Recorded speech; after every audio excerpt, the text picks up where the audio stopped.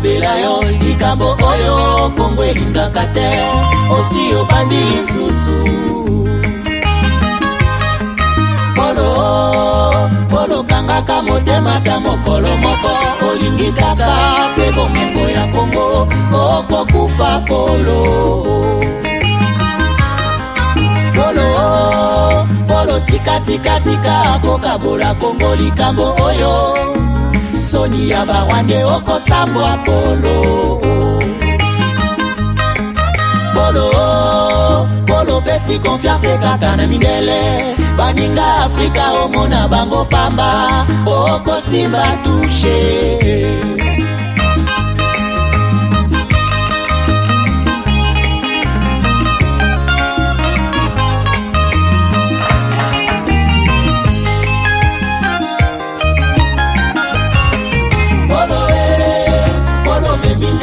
Monene Polo monga kese ya biozali bobomi Polo tangisi makila mingi na Kongo Polo zela kanda ya Nzambe Polo katamaki Avoir conscience que nul autre que nous-mêmes ne viendra sauver notre nation et que cela exige de chacun de nous une mobilisation tous azimuts. BioEbs Cacao est un cacao en poudre de première qualité, mêlant l'utile à l'agréable, originaire d'Afrique. Les bio-cacao possèdent des propriétés médicinales et aphrodisiaques naturelles et puissantes. Un autre cacao n'est composé d'aucun arôme artificiel, d'aucun colorant ou de conservateur. Avec de l'eau chaude, de l'eau tiède ou du lait, profitez d'un tendre goût des cacao.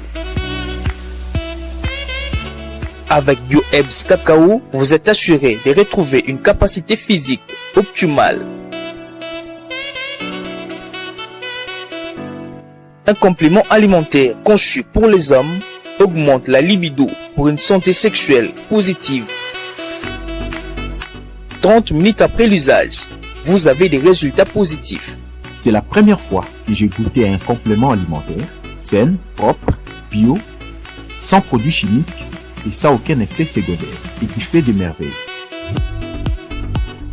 Tout ce qui est écrit pour ce produit est vrai. Bienfait est pour le cœur et la morale, lutte contre l'hypertension et le diabète. En tant que médecin, je vous conseille d'utiliser. Et pour devenir distributeur, écrivez-nous sur gemsociety1@gmail.com. Nous sommes en Europe, aux États-Unis, au Canada.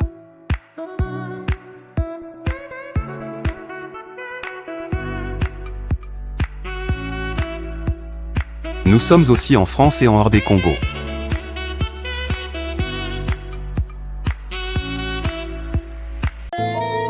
Bayweaver RDC.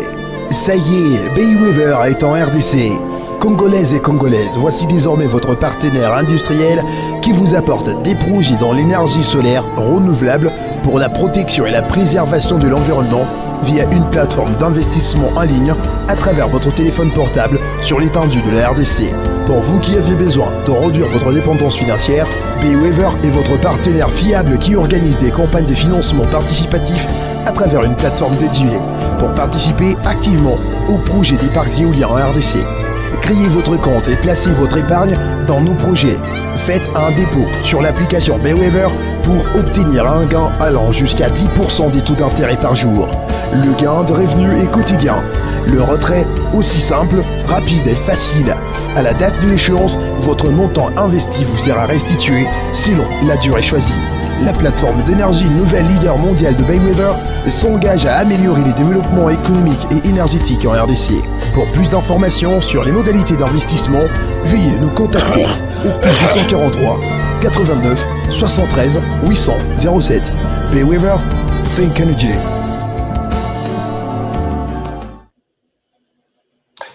Voilà, madame, messieurs, bonjour, bonsoir, bienvenue à ces nouveaux numéros de votre magazine HK Today, votre magazine d'information générale de tous les jours sur notre chaîne HK Today TV. Merci d'être avec nous aujourd'hui. Bon lundi à tout le monde et surtout bon début du mois de juillet à vous tous qui aimez bien suivre vos informations sur HK Today Télévision. Nous sommes là aujourd'hui, 3 juillet 2023. Nous avançons lentement et sûrement vers la fin de l'année. Alors, c'est pas encore la fin, nous avons encore 6 mois. Une année tout à fait spéciale puisque une année électorale, 6 mois des élections, du processus électoral. On a déjà commencé puisque la CENI est en train de recevoir des dossiers pour les candidats au niveau national, au niveau présidentiel, c'est en septembre, provincial, national, territorial, et je pense, oui, au niveau territorial aussi. Alors, je vous aime bien, merci de nous faire encore une fois de plus confiance aujourd'hui. Bienvenue à vous tous qui êtes nouveaux sur cette chaîne. Et puis, comme vous êtes là, je vous demande de vous abonner en cliquant sur la cloche de notification. OK, s'abonner, cloche de notification, mais aussi en allant plus loin comme partenaire de cette chaîne en cliquant sur rejoindre. Vous allez rejoindre la famille HK Today. Merci beaucoup. Chers amis, merci à tous pour vos réactions tous les week-ends sur des émissions passées. Je suis content. Et aujourd'hui, nous vous avons amené encore un sujet très important. Nous allons, d'ailleurs, vous l'avez suivi sur notre chaîne, la sortie médiatique de Madame Eve Bazaïba. Et cette question continue à susciter des inquiétudes, des déceptions, tant au sein de la classe politique congolaise qu'au niveau de la société civile tout entière. Nous avons pensé aujourd'hui aller plus loin pour voir est-ce que Madame Eve Bazaïba s'est tiré une balle dans la tête, comme l'a si bien évoqué un grand journal, qui s'appelle d'ailleurs Grand Journal. Nous allons parler de ça et nous allons également parler de cette question de l'Église catholique avec la position affichée de l'Église catholique. Nous allons évoquer ça puisque ce sont les troisième sujet de la semaine qui a marqué les week-ends. C'est la déclaration des opposants qui ont visité Denis Kadima. Et à leur retour, ils ont fait une déclaration en disant qu'ils ne partiront pas, qu'ils n'iront pas aux élections dans l'état actuel. On doit changer la loi électorale, on doit changer la Cour constitutionnelle et pourquoi pas l'équipe de la CENI. Il y a beaucoup de choses qui se sont organisées, racontées autour de cette déclaration. Nous allons essayer d'en parler avec de nouveaux détails. Je vous invite à suivre cette émission qui va sûrement vous informer et vous apporter beaucoup de lumière sur toutes ces questions et je vous souhaite une très très bonne émission. Alors, quand j'ai dit nous, c'est-à-dire que je ne suis pas seul, je suis dans cette émission avec un journaliste collègue que vous avez toujours réclamé, avec qui nous allons faire cette émission, nous allons co-animer cette émission aujourd'hui. Il s'appelle Eric Mwamba, journaliste d'investigation, qui est avec nous. Eric Mwamba, bonjour, bienvenue dans cette émission d'aujourd'hui. Bonjour HK et bonjour à tous nos fidèles téléspectateurs et qui sont en même temps nos partenaires, hein, puisque sans eux, cette émission n'aura pas de sens. Exactement, depuis l'Australie. Merci beaucoup d'être avec nous. Eric Mwamba, je rappelle que vous êtes journaliste d'investigation. Je rappelle que vous êtes éditeur général de ce grand journal, de ce grand magazine qu'on appelle Grand Journal, un journal essentiellement basé sur un journal d'investigation et basé en Australie. Alors, nous revenons aujourd'hui avec ce sujet pour éclairer nos téléspectateurs et nos auditeurs qui nous suivent même à la radio. Il y a des radios partenaires qui nous suivent.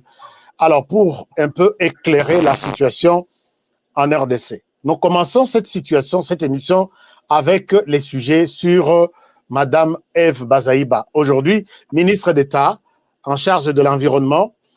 Et vous avez travaillé longtemps sur cette dame et votre dernier article et la question, la sortie médiatique de Eve Bazaïba fait un grand débat. Elle a déclaré dans cette sortie médiatique, je peux citer quelques paragraphes.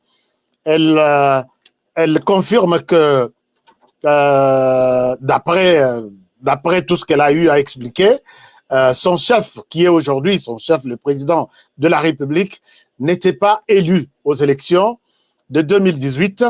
F. Bazaïba travaille avec Félix Tshisekedi depuis très longtemps. Et dans cette émission, on lui demande si son parti politique, le MLC, a un candidat à soutenir en décembre, dans 6 mois. Elle dit non, on n'a pas encore décidé, c'est le Congrès qui décidera. Alors que Jean-Pierre Bemba, à l'époque, dans les grands Équateurs, a évoqué la candidature de Félix Tshisekedi comme la candidature unique que lui, Jean-Pierre Bemba, pourra soutenir. Alors, c'était en rapport avec l'électrification, je crois, de Libengeu, de Zongo. Et Jean-Pierre Bemba avait annoncé la candidature de Tshisekedi là-bas, mais d'après F. Bazaïba, elle n'a pas encore un candidat. Et vous avez mené une enquête. Vous travaillez sur F. Bazaïba depuis plus de 2 ans maintenant. Et vous avez conclu dans votre dernier journal, dernier article, vous dites que F. Bazaïba s'est tiré une balle dans la tête. Qu'est-ce que vous voulez dire par là? Allez-y, on vous écoute. Oui, merci HK. Alors, avant de parler du vif, d'entrer dans le vif du sujet, il faut d'abord planter le décor pour ceux qui ne suivent pas l'actualité congolaise au quotidien, peut-être pour des personnes non congolaises qui ne connaîtraient pas F. Bazaïba en détail. En fait, c'est une dame qui a commencé sa carrière politique au sein de l'UDPS en 1988, quand l'UDPS était encore en clandestinité, puisque si vous vous rappelez bien, les partis politiques ont été officiellement autorisés de fonctionner lorsque le président Mobutu a fait son discours du 24 avril 1990 consacrant le retour au multipartisme.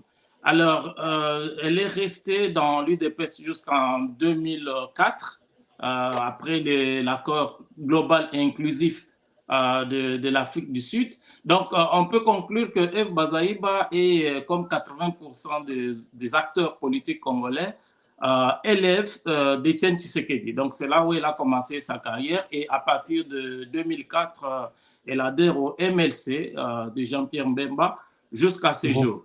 Alors, le 12 avril 2021, elle est nommée vice-premier ministre et ministre de l'Environnement et Développement durable dans le premier gouvernement de Sama Lukonde.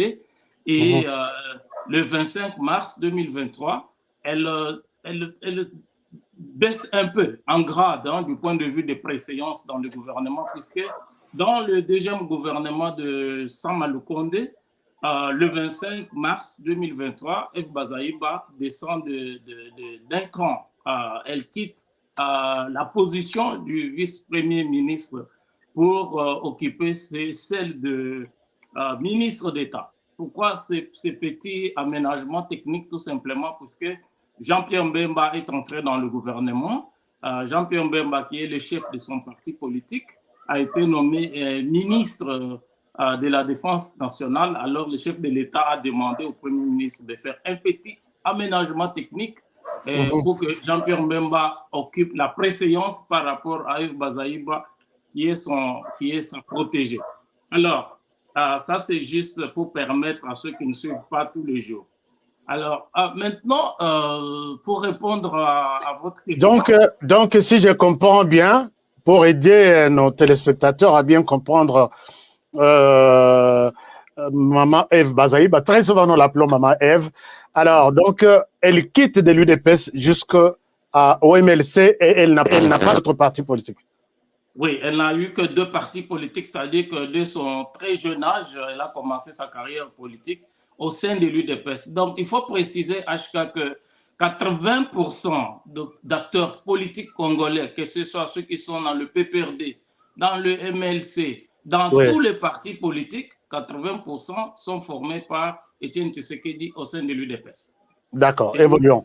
Elle fait partie de cette classe politique. Alors, le 26 juin dernier, F. Bazaïba, qui participait à un sommet sur les nouveaux pactes qui s'est déroulé à Paris sur les nouveaux financements pour l'environnement, a accordé une interview à la radio Top Congo FM où elle a fait des déclarations que nous, au niveau du Grand Journal, nous considérons comme étant un délit de désolidarisation avec le gouvernement dont elle fait partie. Et ces délits, en temps de guerre, comme c'est la situation de la RDC maintenant, peut être assimilé à la haute trahison. Tout simplement puisque... Comment vous expliquez ça? Oui, tout simplement puisque en temps de guerre, le gouvernement a besoin d'être solidaire autour de son chef, autour du président de la République, qui est le commandant suprême des forces armées. Et la solidarité au sein du gouvernement permet de cimenter la cohésion nationale, de mobiliser la population, de soutenir les forces armées, de soutenir les services de renseignement pour permettre au commandant suprême des forces armées de conduire la politique nationale de la défense et de venir à bout de l'ennemi. Alors, les déclarations que F. Bazaïba a faites, je vais citer quelques extraits. Elle dit par exemple ceci, elle dit « Après les élections, nous étions choqués de ce qui est arrivé. Nous, en tant que Lamouka, et cela ne m'engage que moi. » Donc, elle insiste, nous étions battus, nous étions convaincus d'avoir obtenu la victoire, mais cela s'était décidé autrement que le président Félix Tshisekedi soit déclaré gagnant. Donc, déclaré, c'est-à-dire que pour F. Bazaïba, Félix Tshisekedi n'a pas été élu président de la République le 30 décembre 2018. Donc, il faut rappeler, HK, que F. Bazaïba était parmi les grands chantres de ce qu'on appelait à l'époque la vérité des urnes. C'est-à-dire que pour elle, jusqu'à sa nomination comme ministre de l'Environnement, elle militait contre la victoire de Félix Tshisekedi, qu'elle avait même, à tel point qu'elle avait même qualifié le pouvoir de Félix Tshisekedi d'un pouvoir souillé. Alors, aujourd'hui, elle est membre du gouvernement, elle est soumise à ce qu'on appelle les devoirs de solidarité pour des raisons surtout que j'ai évoquées et surtout que nous sommes en situation de guerre. En principe, la conséquence immédiate de sa déclaration, c'est qu'elle devait démissionner dans les 24 heures qui suivent. Donc, faute de démissionner, elle devait être contrainte à démissionner par le Premier ministre. Donc, cette déclaration montre qu'elle n'est pas avec le président de la République. Elle s'est désolidarisée un tout petit peu. Oui, non, pas un tout petit peu. En fait, en sciences politiques, ça s'appelle désolidarisation, puisque le gouvernement, tous les membres du gouvernement, même lorsqu'on fait un gouvernement d'union nationale et que les membres du gouvernement ne viennent pas nécessairement du parti du président de la République, puisque selon la constitution qui régit la RDC actuellement, quand vous êtes membre du gouvernement, c'est le cas du président de la République. En tant que président de la République, il cesse d'être membre de l'UDPS. C'est tout comme les ministres, tous les ministres qui sont dans le gouvernement cessent d'être membres de leur parti politique pour servir la nation et ne pas créer, se mettre dans une situation de conflit d'intérêts. Mais F. Bazaïba déclare plus loin, par exemple, elle déclare qu'en rejoignant le gouvernement, j'ai fait la politique du MLC. Alors qu'il n'y a pas la politique du MLC dans le gouvernement, il n'y a que la politique édictée par le président de la République qui a été élu au suffrage universel. Donc, quand elle est au gouvernement, elle a deux politiques à suivre. La politique de son parti politique MLC et la politique du président de la République. C'est comme ça que vous avez compris ça dans votre article. Non, en fait, elle-même, elle l'a dit elle-même au cours de son interview, elle dit en rejoignant le gouvernement de Félix Tshisekedi, elle n'a pas trahi la population puisque, en fait, elle fait la politique du MLC, donc elle ne fait pas autre chose que appliquer la politique du MLC et on ne connaît pas la politique. On ne sait pas quelle est la politique du MLC puisque la politique qui est appliquée actuellement est celle qui a été défendue par le Premier ministre à l'Assemblée nationale et qui a été élaborée sous bon, passez-moi l'expression, d'après le projet de société du président Félix Tshisekedi, qui était élu au suffrage universel, mais Eve Bazaïba conteste cette élection et conteste cette politique en même temps. Et du coup, la conséquence immédiate, c'est qu'elle devrait en réalité, en toute liberté, déposer sa démission. Mais si elle ne dépose pas sa démission, elle devrait être contrainte par le Premier ministre à lui remettre sa démission. Mais en cas de démission, le président de la République doit accepter et appeler à accepter, puisque les verbes devoir, je ne souhaite pas l'appliquer pour le président de la République. Le président de la République est appelé à accepter cette démission. Mais moi, visiblement, le président de la République est en train de promouvoir les femmes. C'est la raison pour laquelle, dans ce pays, on n'a jamais connu une femme vice-premier ministre ou vice-première ministre. Enfin, je ne sais pas comment on doit le dire. Et pour la deuxième fois, pour la première fois, voir une femme ministre d'État, et le chef de l'État, je ne pense pas qu'il peut être prêt à recevoir une telle démission et l'accepter comme telle. Vous ne voyez pas que votre analyse peut être... bon, c'est votre enquête, la conclusion de votre enquête par rapport à la sortie médiatique de Eve Bazaïba. Est-ce que vous pensez que le président de la République est prêt à recevoir une telle démission et la valider?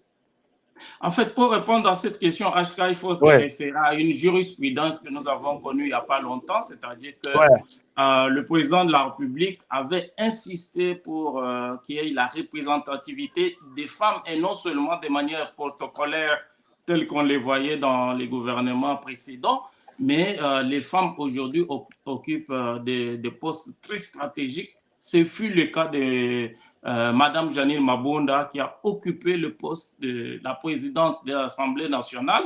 Mais le comportement de Eve Bazaïba aujourd'hui rappelle celui de Janine Mabunda qui n'avait aucun égard à l'institution président de la République. Puisqu'il faut rappeler à ceux qui nous suivent que dans la constitution de la RDC, nous avons 4 institutions et la première de ces institutions, c'est le président de la République, le Parlement, le gouvernement et les cours et tribunaux. Et le président de la République est la clé de voûte. Il est le garant du bon fonctionnement des institutions. Ce qui fait que les autres institutions lui doivent égard et surtout que nous sommes, j'insiste là-dessus, c'est très important en temps de guerre et qu'on a besoin de la solidarité entre toutes les institutions pour cimenter la solidarité nationale. Donc, pour répondre à votre question, HK, ceci ne dépend pas du président de la République. Ceci est la conséquence logique du fait qu'un membre du gouvernement refuse d'être solidaire avec le même gouvernement, refuse d'être solidaire avec le reste de membres du même gouvernement, refuse d'appliquer la politique du gouvernement. La conséquence normale, c'est qu'elle doit soit démissionner librement, soit, je ne vais pas être très dur pour aller jusqu'à dire, être chassée du gouvernement. Alors, maintenant, est-ce que vous avez fini avec tout ce que vous avez déniché dans cette interview comme faiblesse de Mme Eve Bazaïba? À part le fait de remettre en cause les pouvoirs du chef de l'État, qu'est-ce que vous avez encore constaté? En fait, bon, comme tu l'as dit dans ton introduction, nous travaillons sur Mme Eve Bazaïba comme nous travaillons sur d'autres personnalités et sur d'autres institutions depuis très longtemps. Mais avant de parler de nos recherches précédentes sur Mme Eve Bazaïba, il faut dire qu'elle s'est mise dans une situation difficile aujourd'hui puisque Jean-Pierre Mbemba est aujourd'hui sommé de choisir entre sa survie politique et sa protégée qui est Mme Eve Bazaïba, puisqu'il faut rappeler HK que Jean-Pierre Mbemba lui-même s'est retrouvé dans une situation d'échéance de ses droits civiques et politiques qui ne disait pas son nom après sa condamnation à la Cour pénale internationale. Rappelez-vous qu'en 2018, sa candidature n'a pas été validée par la Commission nationale électorale indépendante et la Cour, constitutionnelle, tout simplement, puisque les institutions avaient évoqué le cas de l'infraction pour laquelle il a été condamné, à savoir la subornation des témoins. Même s'il y avait une polémique autour de cette infraction, puisque les uns, parmi les juristes, étaient divisés. Les uns considéraient qu'il s'agissait de la corruption et auquel cas sa candidature ne devrait pas. Elle était en quelque sorte déchue de ses devoirs, de ses droits civils et politiques. Et c'est le président Félix Tshisekedi qui, en le nommant, le président l'a en quelque sorte blanchi. Le président l'a en quelque sorte ressuscité de sa mort politique. Et aujourd'hui, il ne pourra pas choisir entre sa survie politique et les sauvetages de Mme Eve Bazaïba. C'est pour cela, d'ailleurs, tu l'as bien dit dans ton introduction, Jean-Pierre Mbemba a dit sans ambiguïté que son candidat, donc le candidat du MLC, dans le cadre de l'Union sacrée, c'est le président Félix Tshisekedi. C'est le président, c'est le président Félix Tshisekedi, oui. Oui, Eve Bazaïba a du mal à se prononcer là-dessus en disant qu'il faut attendre le congrès du MLC, etc. Mais en fait, je vais faire une petite comparaison entre ce qui se passe dans la classe politique actuellement avec les femmes. Il y a Madame la princesse Adel Kainda qui est devenue ministre du portefeuille sur la liste de l'AFDC, de Bahati Lukwebo.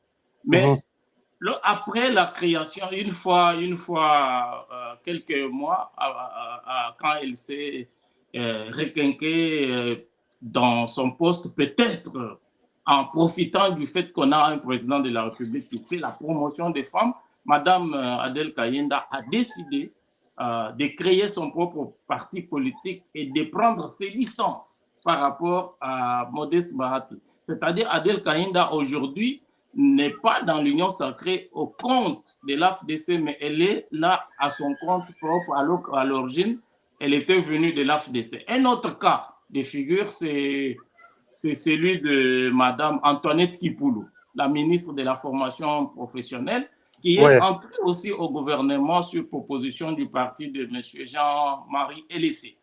Et aujourd'hui, selon nos informations obtenues auprès du parti de Jean-Marie Elessé, Madame Antoinette Kipoulou, ministre de la formation professionnelle, a créé son parti politique pour dont on assiste à plus en plus d'émancipation des femmes. Donc, il faut attendre pour voir dans les jours à venir si Mme Eve Bazaïba ne va pas, après son départ du gouvernement, créer son parti politique pour prendre les distances avec Jean-Pierre Mbemba. Et surtout que le président de la République a déclaré qu'il aimerait que son successeur soit une femme. Donc, je pense qu'on assiste de plus en plus à des femmes qui veulent un peu s'émanciper du pouvoir des hommes, de la tutelle des hommes pour prendre leur vie politique. Donc, vous voyez Mme Eve Bazaïba suivre aussi la même direction que celle prise par Mme la princesse, comment vous l'avez appelée, Adel Kaïda.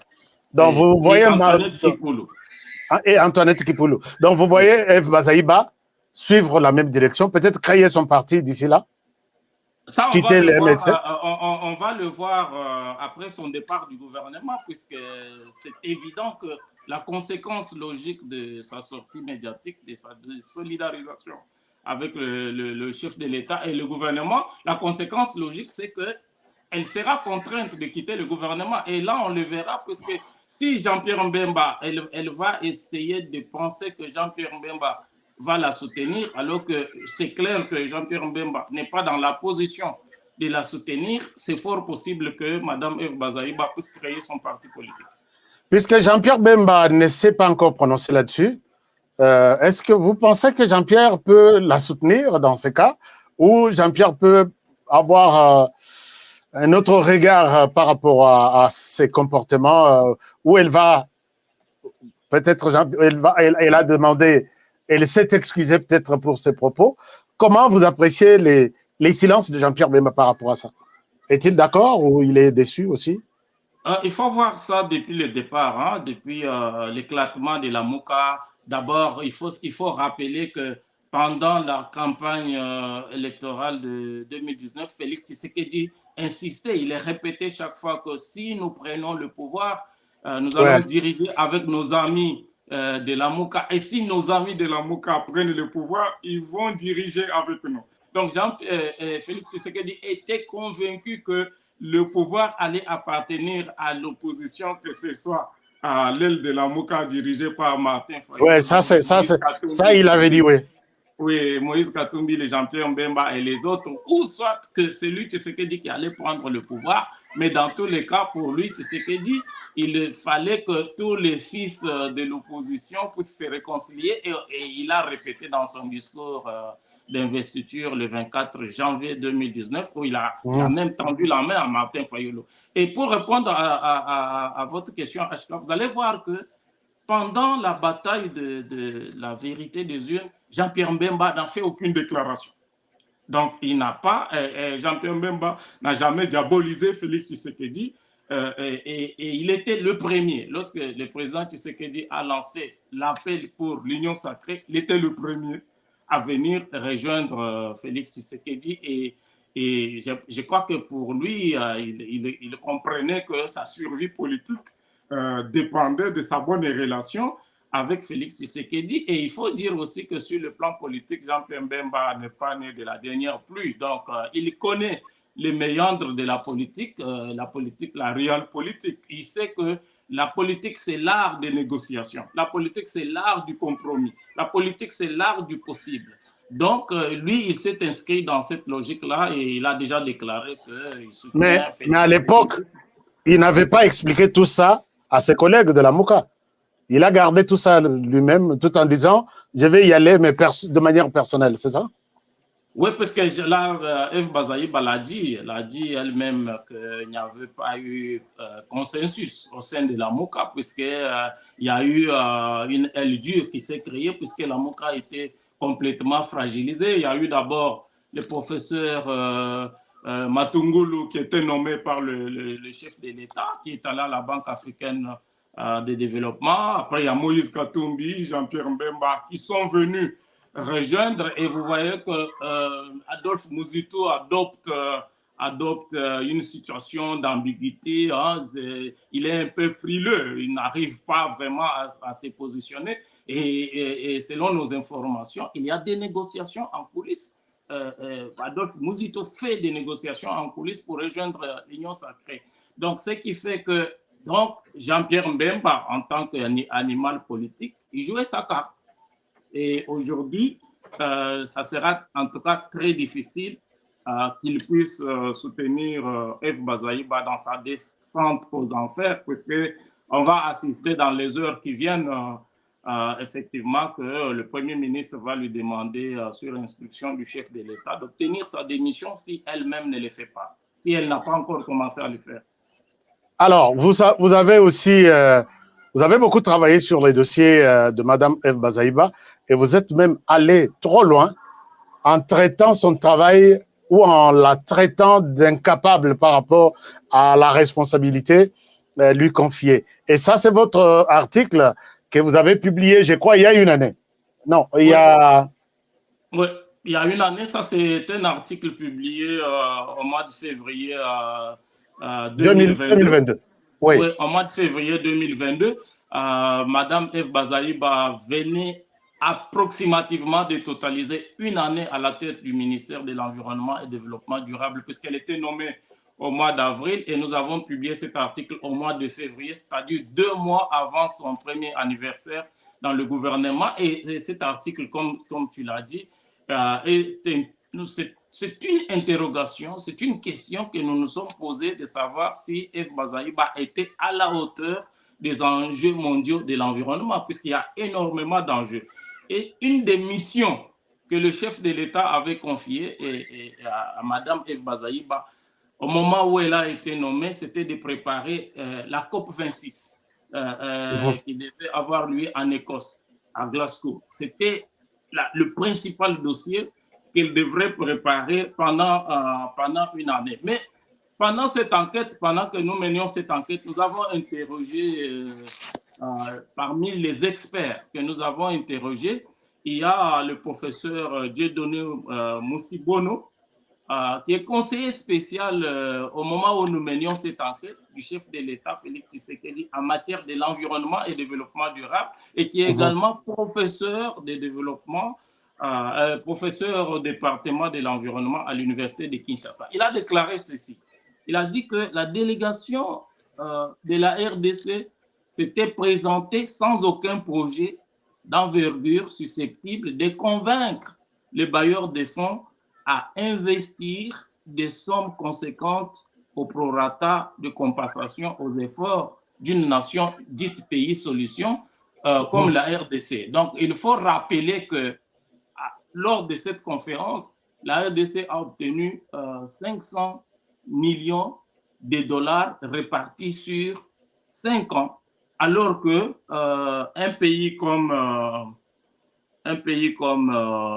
le Brésil a obtenu 29 milliards de dollars, et l'Afrique du Sud, qui n'a pas le même richesse environnementale que la RDC. Oui, l'Afrique du Sud a obtenu 9 milliards de dollars. Alors les experts... Donc le Brésil, 29 milliards de dollars, l'Afrique du Sud, 9 milliards, et la RDC, 500 millions. La RDC, 500 millions seulement, mais les 500 millions répartis sur 3 ans. Alors, qu'est-ce qui s'est passé exactement? Pourquoi cette grande différence, cet écart-là, ça vient d'où? En fait, il faut rappeler que la RDC est propriétaire de 62% du massif forestier du bassin du Congo, qui le partage avec d'autres pays de l'Afrique centrale. Alors, à ce titre-là, selon les experts avec lesquels nous avons discuté, Mme Eve Bazaïba était chargée de préparer des dossiers concrets sur base des expériences pilotes déjà réalisées au pays avant d'aller à cette conférence. C'était la mission principale qui lui a été confiée, mais elle n'était pas capable de préparer un seul dossier. Donc, ils se sont présentés en Écosse sans aucun dossier, et c'est ce qui a fait que la RDC est rentrée main vide, n'était pas en mesure d'obtenir de l'argent. D'ailleurs, HK, il faut préciser que les experts étaient très en colère, parce que le président de la République avait salué l'accord qui était signé lors de ces sommets, et les experts avaient considéré que la ministre Eve Bazaïba avait induit le président en erreur, puisque elle-même ne comprend pas la matière environnementale. Donc, elle est incompétente du point de vue des experts. Mais ça c'est grave alors. Ça, c'est très grave. C'est très grave. Alors, maintenant, est-ce qu'il y a moyen de récupérer cette situation? Les milliards ont été déjà distribués aux pays qui ne les méritaient pas plus que la RDC. Est-ce que, à quel niveau elle peut devenir capable? Puisque là, vous avez conclu votre enquête que elle était incapable à l'époque. Est-ce qu'il y a possibilité de lui donner une chance pour peut-être changer? En fait, nous, quand nous avons publié cet article, par exemple, nous avons été contactés par le cabinet de Mme Eve Bazaïba, qui était très en colère contre cet article au mois de février 2022, au moment où nous l'avons publié. Alors, nous avons discuté avec le cabinet et nous leur avons dit... selon les analyses du grand journal, avec tous les experts et la manière dont la matière de l'environnement et développement durable, qui est une nouvelle matière au niveau international aujourd'hui, il faut que Mme Eve Bazaïba crée une économie nationale en matière de l'environnement. Donc, elle devait se baser sur le capital humain congolais, c'est-à-dire les experts congolais qui sont au pays et dans la diaspora, dans des questions de l'environnement, dans des questions de développement durable, pour créer une ingénierie nationale, c'est-à-dire Vous voyez, la RDC a des forêts, la RDC a des mines, la RDC a des eaux, mais la RDC n'a aucune école spécialisée. Parce qu'on voit, par exemple, dans le grand pays de l'environnement comme l'Australie, par exemple, vous avez d'un côté des écoles spécialisées qui forment les ingénieurs et de l'autre côté, les mêmes écoles forment la main-d'œuvre, puisqu'il faut que les masses laborieuses puissent comprendre la même terminologie, qu'ils puissent parler le même langage que les ingénieurs qui commandent pour la création des entreprises, la création... Mais nous avons en RDC l'ICCN, Institut congolais pour la conservation de la nature. Ça ne fait pas partie de ses attributions? Non, l'Institut congolais pour la conservation de la nature ne forme pas. C'est un centre de recherche. C'est-à-dire qu'ils font l'observation. Donc, il faut créer... La RDC n'a aucune école. Nous avons des facultés de l'environnement à l'Université de Kinshasa et d'autres départements tels que la géologie, les mines à l'Université de... Mais il n'y a pas une école, il n'y a pas une école spécialisée. Il n'y a aucune école spécialisée pour former en matière de l'environnement en RDC.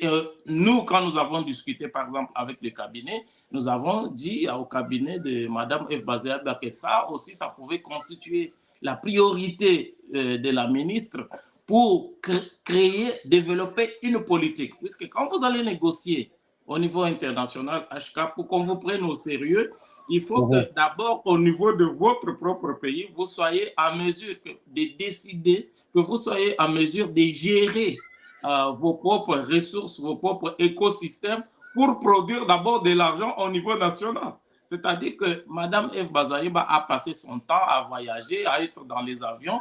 Elle n'a pas été capable, et les experts lui reprochent de ne pas associer, puisque ce n'est pas seulement les gens qui travaillent au ministère qui doivent participer à l'exécution de la politique nationale en matière de l'environnement et du développement durable. C'est un secteur qui doit créer énormément d'entreprises, énormément d'emplois. Mais elle a passé tout son temps à participer à des conférences en train de quémander de l'argent, mais malheureusement sans aucun projet. Donc aujourd'hui, je pense que l'attitude qu'elle a affichée ressemble un peu à celle que nous avons vue avec des députés.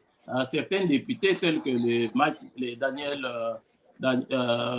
les Mokebaï et les autres, tout simplement puisqu'ils se sont retrouvés avec le mandat, mais ils ne savent pas ce qu'il faut en faire. D'où il faut aller dans les médias, raconter n'importe quoi, et leur place n'est pas dans les institutions. Donc, leur place est dans les médias et les réseaux sociaux. Ils s'ennuient au bureau puisqu'ils n'ont pas la capacité de produire des politiques en rapport avec les institutions qui leur ont été confiées par la République. Donc, alors, là, on voit ces comportements dans les médias. Merci beaucoup. Merci, Eric Mwamba, pour ces explications bien fouillées.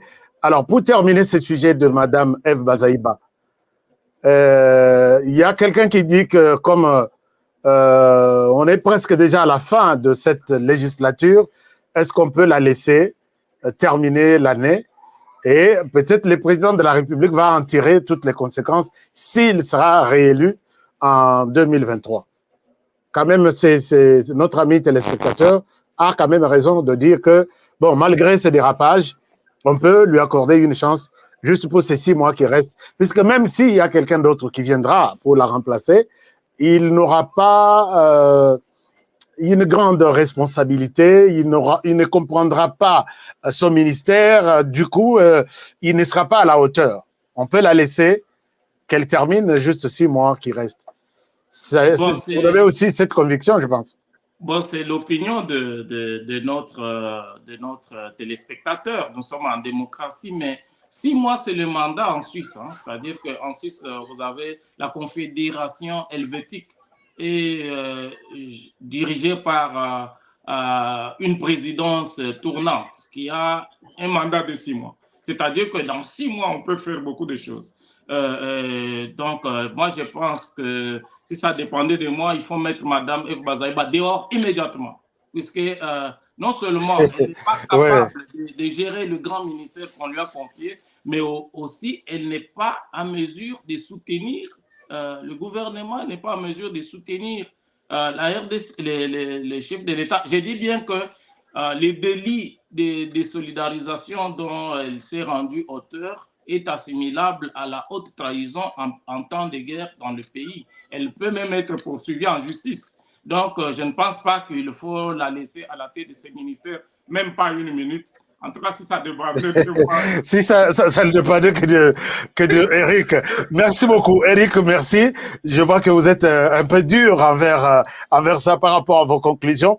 Merci beaucoup. Chers amis, vous qui aimez bien sûr lire, vous pouvez lire plusieurs articles d'enquête, d'investigation, de grandes investigations sur grand journal cd.cd.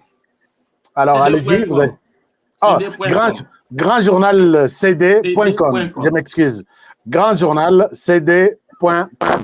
Là, tous les articles sont là. Mais il y a une question aussi. S'il faut tourner cette page, nous y reviendrons. Peut-être nous allons voir ce que le gouvernement de la République fera d'ici peut-être une semaine, cette semaine ou la semaine prochaine, si et seulement si F. Bazaïba va quitter le gouvernement. Alors, l'autre question qui fait beaucoup de bruit, c'est la sortie médiatique des évêques.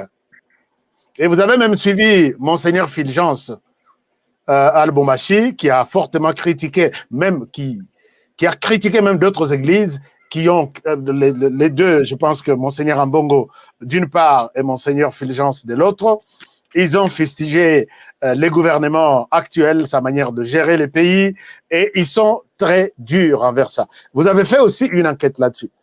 Quelles sont les conclusions de votre enquête sur l'apport de l'Église catholique maintenant par rapport à l'état actuel? Nous disons nous sommes en guerre. Alors, quelles ont été vos conclusions?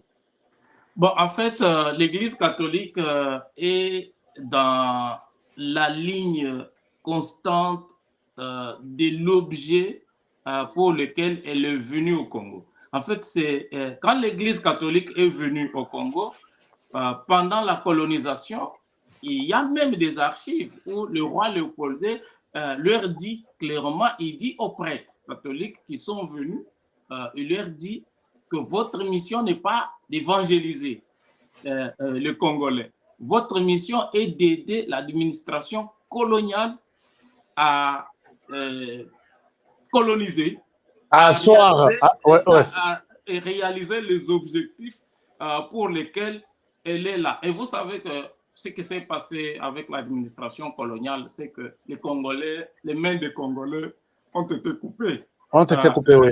Oui, c'est-à-dire que les Congolais ont été traités comme des objets. Il y a eu des crimes graves, des traitements dégradants, des traitements inhumains et des crimes contre l'humanité. Et le rôle des prêtres catholiques était d'aider la police.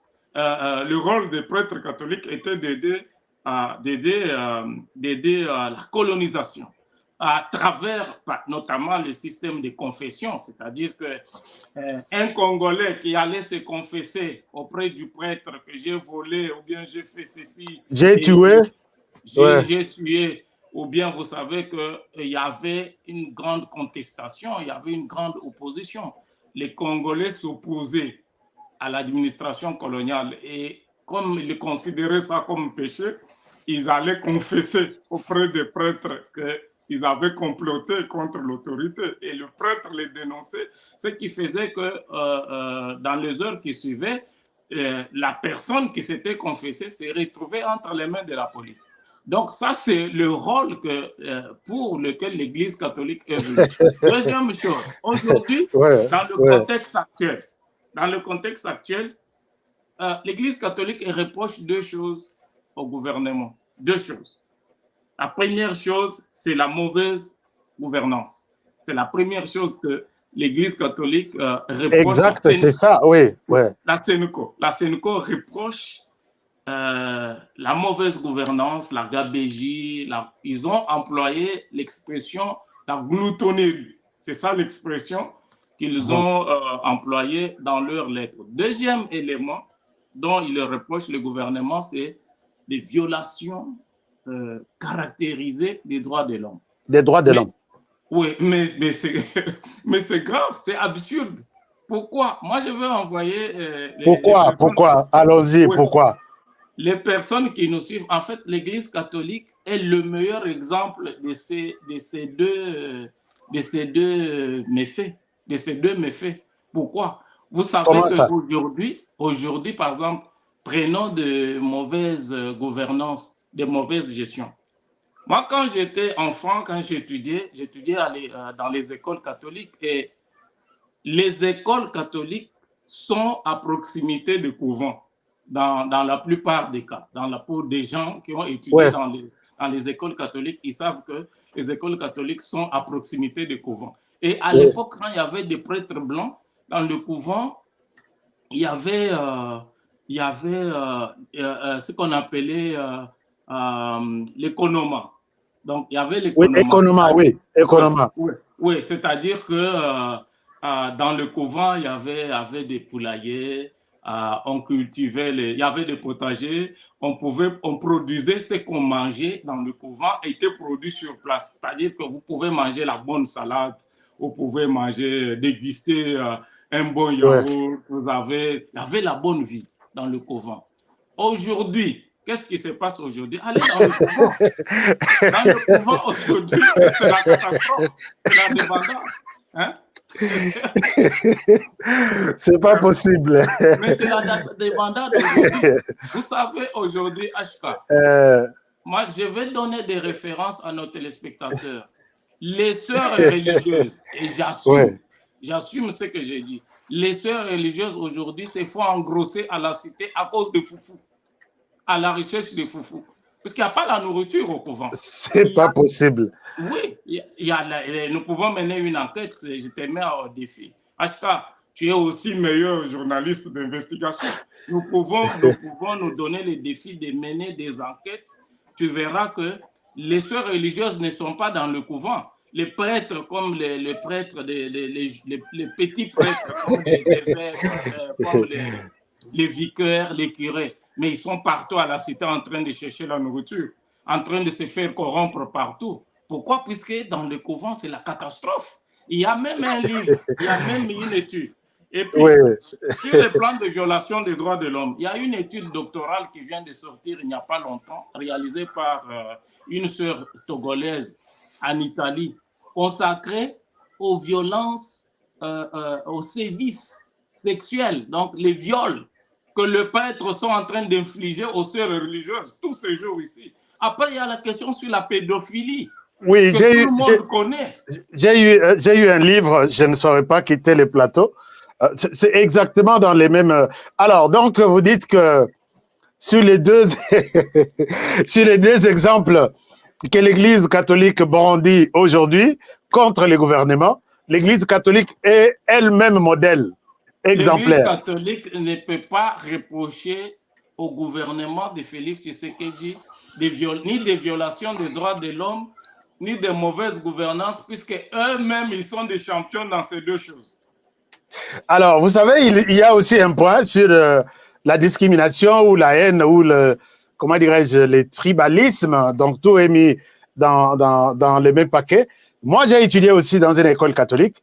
Vous savez que nous avions des obligations. Si tes parents ne sont pas des catholiques, tu n'as pas droit d'étudier dans... Je ne sais pas si c'est encore en cours aujourd'hui. Et même aujourd'hui, j'ai vu Monseigneur Ambongo qui avait pris une décision. Si l'enseignant n'est pas catholique, il n'est pas appelé à enseigner dans des écoles catholiques. Donc, cette discrimination pour l'Église catholique, ça va. Mais si ailleurs, ça doit poser un problème. Alors, donc, comment vous avez conclu vos enquêtes sur cette intervention de l'Église catholique? Non, l'Église catholique doit se taire puisque nous sommes dans un État laïque. C'est-à-dire que la Constitution de la République démocratique du Congo consacre un État laïque en RDC. C'est-à-dire quoi? C'est-à-dire que nous n'avons pas une religion d'État au Congo, puisque au Congo, nous avons des personnes qui sont des chrétiens, nous avons des personnes qui sont des animistes, et nous avons des personnes qui sont athées, nous avons des personnes qui sont des musulmans. C'est-à-dire qu'un évêque catholique ou un imam musulman peut se prononcer sur la politique congolaise en tant que citoyen, non en tant qu'évêque. Donc, un évêque n'a pas le droit de se prononcer en tant qu'évêque en ce qui concerne la politique congolaise. Je l'ai déjà dit plusieurs fois. De même, un imam musulman n'a pas le droit de se prononcer sur la politique congolaise en tant qu'imam ou un athée. Donc, tu te prononces en tant que citoyen. Donc, tous les évêques, là, les évêques catholiques, ils ont le droit de se prononcer en tant que citoyen, mais pas en tant qu'évêque. Se prononcer en tant qu'évêque constitue la violation de la Constitution qui mérite qu'il soit poursuivi en justice, puisqu'il y a la séparation, il y a la séparation de l'État et de la religion. Et c'est ça que Monseigneur disait que la loi Tchani va diviser les peuples de Dieu. Or, il oublie que on n'a pas changé la Bible pour que on n'a pas enlevé d'autres versets. Quand il fait allusion au peuple de Dieu, il croit que toute la RDC est catholique et peuple de Dieu qui, je ne sais pas comment il a fait ça, mais qu'est-ce que vous pensez? Donc, Mobutu peut-être avait parfois raison d'évoquer ça. Oui, écoutez. C'est inadmissible, inacceptable.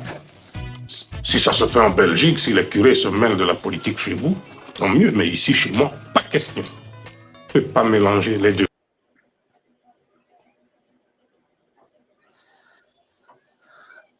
Ah, là, c'est... Même le Christ lui-même était formel. Hein? À Dieu ce qui est à Dieu, à César ce qui est à César.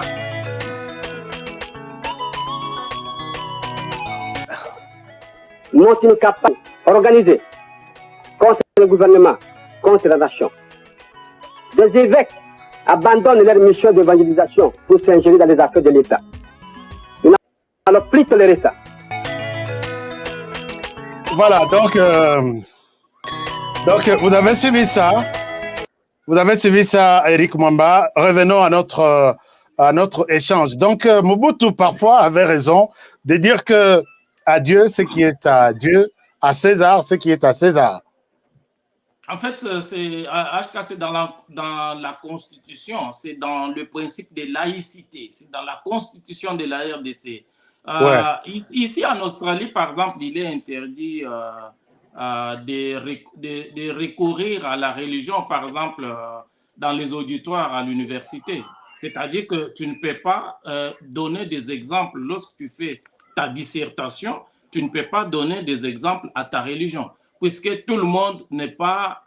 de ta religion, par exemple. Et d'ailleurs, ici, le texte du serment, lorsque les gens prêtent serment pour devenir australiens, le gouvernement leur donne la possibilité de choisir s'ils vont utiliser la formule Dieu, devant Dieu, puisqu'il y a la formule devant Dieu et devant le peuple australien. Tu dois choisir si tu veux utiliser devant Dieu et devant le peuple australien. Tu es libre. Il y a d'autres, même devant les cours et tribunaux, quand tu es invité au tribunal en tant que témoin et que tu dois prêter serment, tu as la liberté de choisir si tu prêtes serment devant Dieu ou si tu prêtes serment devant le peuple australien. Donc, le principe de laïcité est consacré à RDC et par conséquent, un évêque n'a pas le droit de se mêler de la politique du pays en tant qu'évêque. Il peut le faire en tant que citoyen. De la même manière, je l'ai dit, un imam musulman n'a pas le droit de se mêler de la politique en tant qu'imam, mais il peut le faire en tant que citoyen. Mais ce que je ne comprends pas, il y a l'église musulmane qui est en RDC, qui est aussi appelée à prendre des gens de même position. Il y a l'église kimbanguiste aussi, il y a l'église catholique, il y a l'église protestante, il y a l'église... mais apparemment, dans toutes ces églises, les dimanches, ils se limitent sur la parole de Dieu.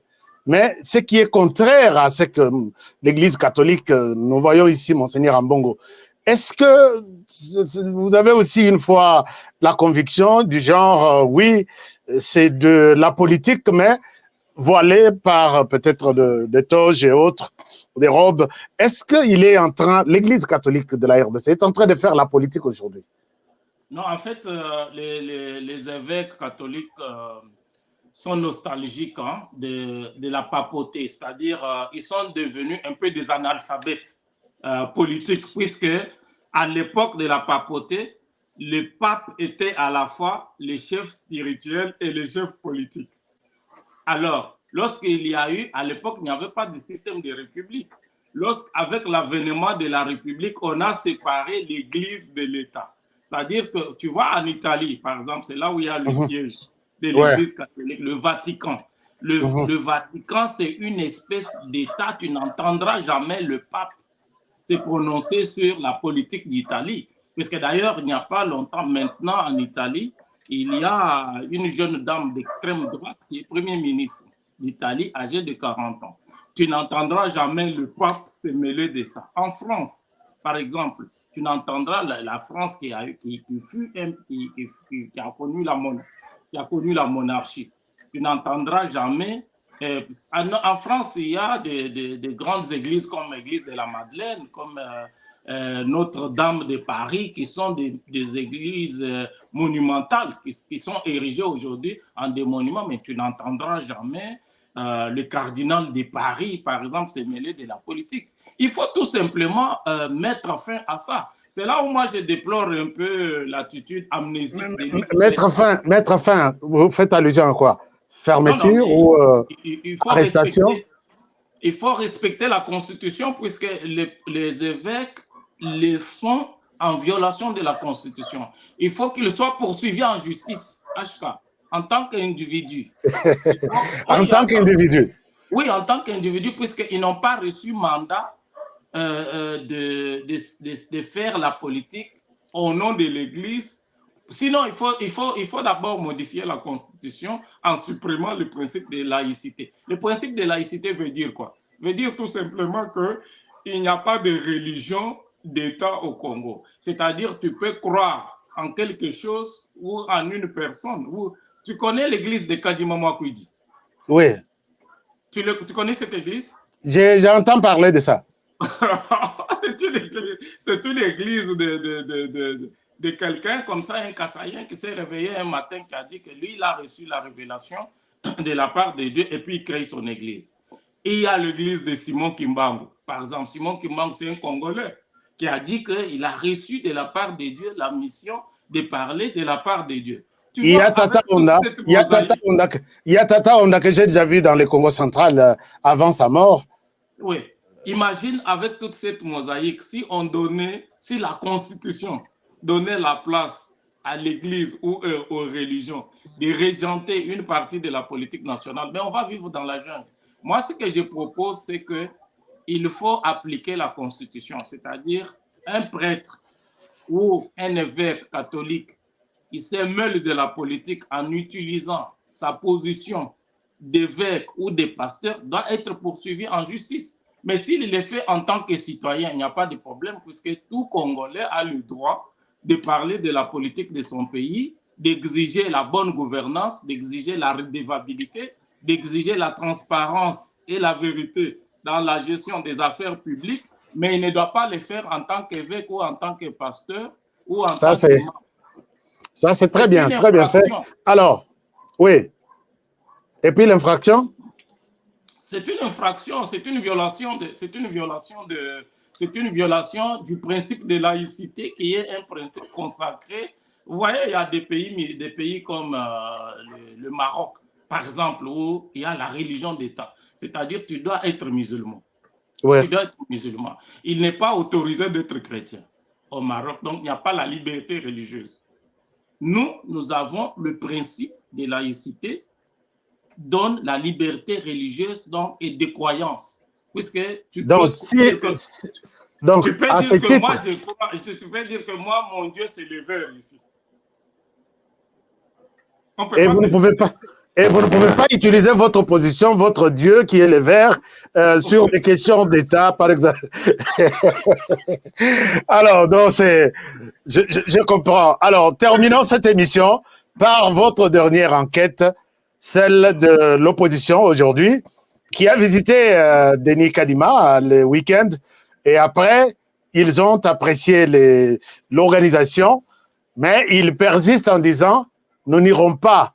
Malgré les processus semblent être bons, il manque quelque chose. C'est notamment vider cette équipe de Kadima qui a répondu à toutes les questions de l'opposition, vider cette équipe, changer cette équipe en urgence, donc dans les 6 mois, et puis changer la Cour constitutionnelle, changer la loi électorale. Ils ont demandé ça à la CENI, et puis auditer ces fichiers électoraux par une institution indépendante, internationale, crédible.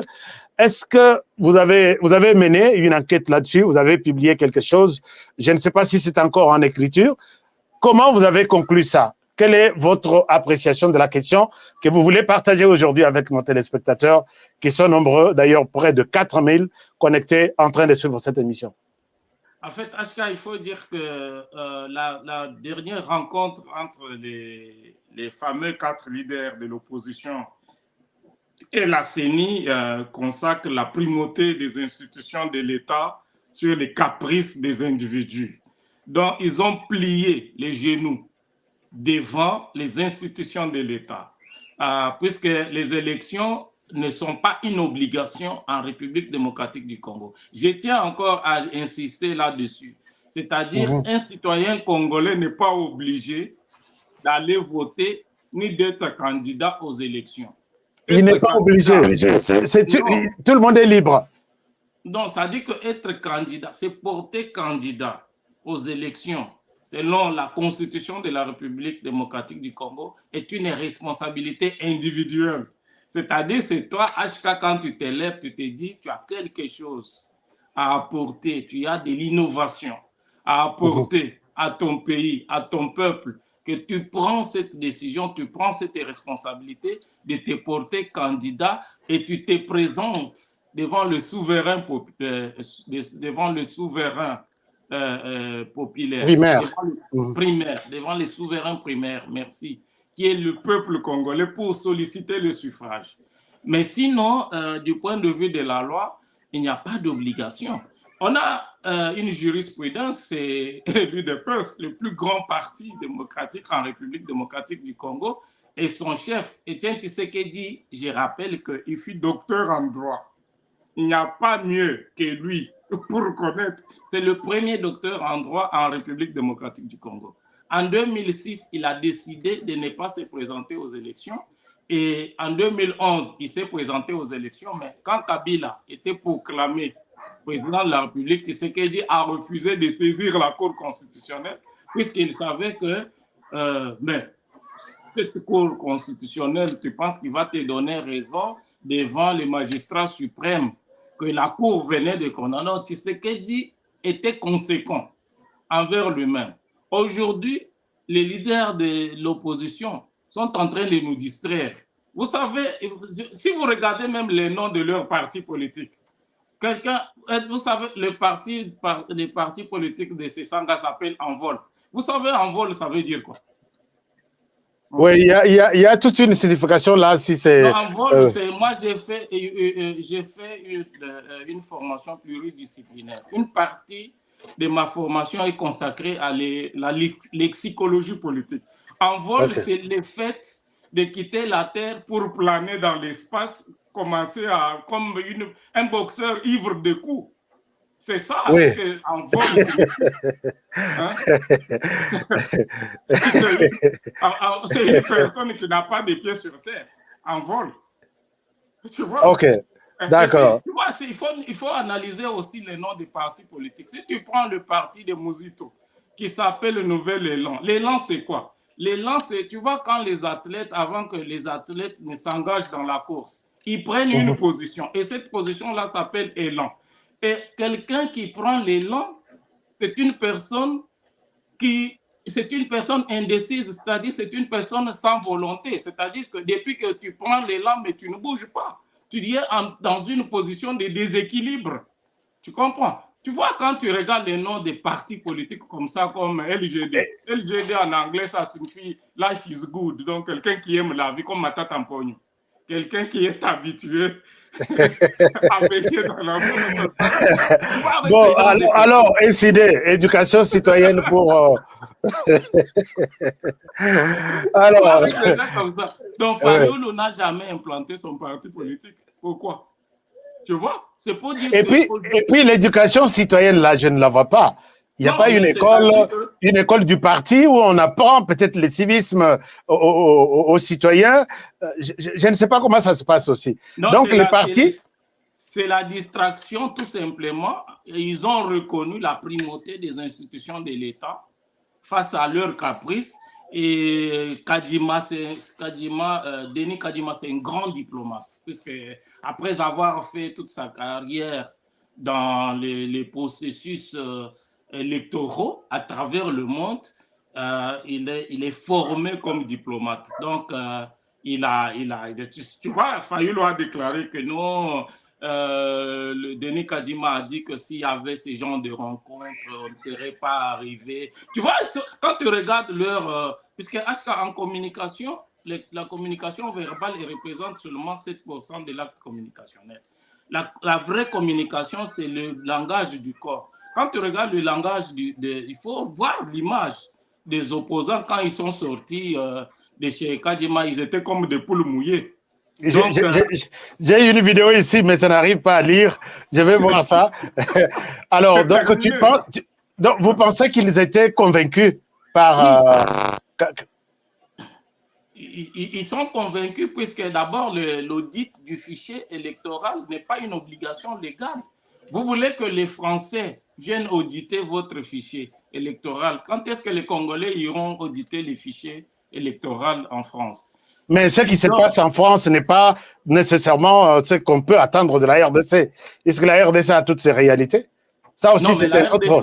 La RDC est un pays souverain, HK. On peut décider aujourd'hui de supprimer les élections, il n'y aura rien. On peut décider... Rappelle-toi, HK, Laurent Désiré Kabila avait ramené Étienne Tshisekedi dans son village natal pendant 2 ans. Et la politique, on continue à faire la politique au Congo. Laurent Désiré Kabila avait suspendu les partis politiques pendant 2 ans. Il n'y a rien eu. On peut décider aujourd'hui. Vous savez pourquoi les pays asiatiques se développent? Aujourd'hui, même les États-Unis empruntent l'argent en Chine. Pourquoi? Tout simplement puisque les pays asiatiques ont la stabilité institutionnelle. Puisqu'un pays ne se développe pas grâce à la démocratie. Un pays se développe d'abord avant de se démocratiser. On a dit ça dans la sociologie politique. Une société qui se développe a tendance à se démocratiser. HK, tu connais les États-Unis, tu connais l'Europe.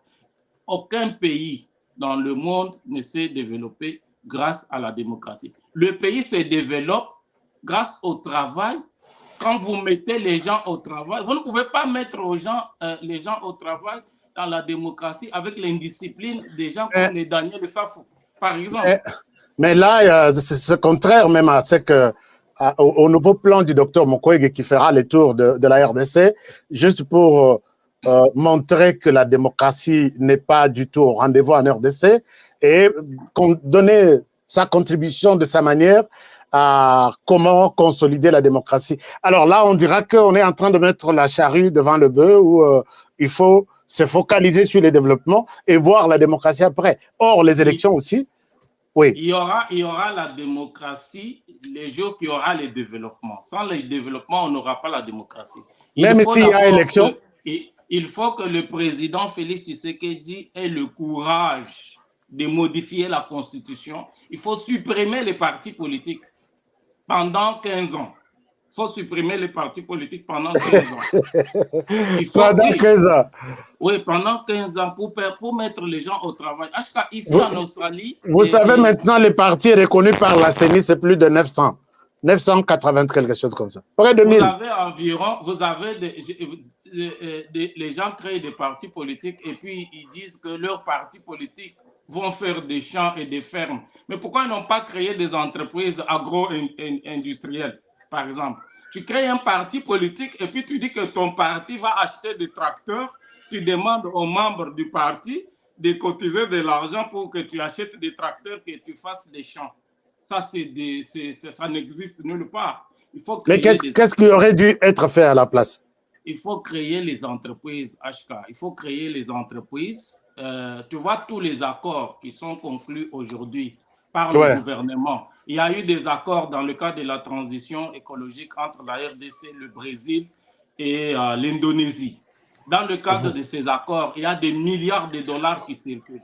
Pour que la RDC profite de ces milliards, capte ces milliards, il faut créer les petites et moyennes, il faut créer les micro, petites et moyennes entreprises.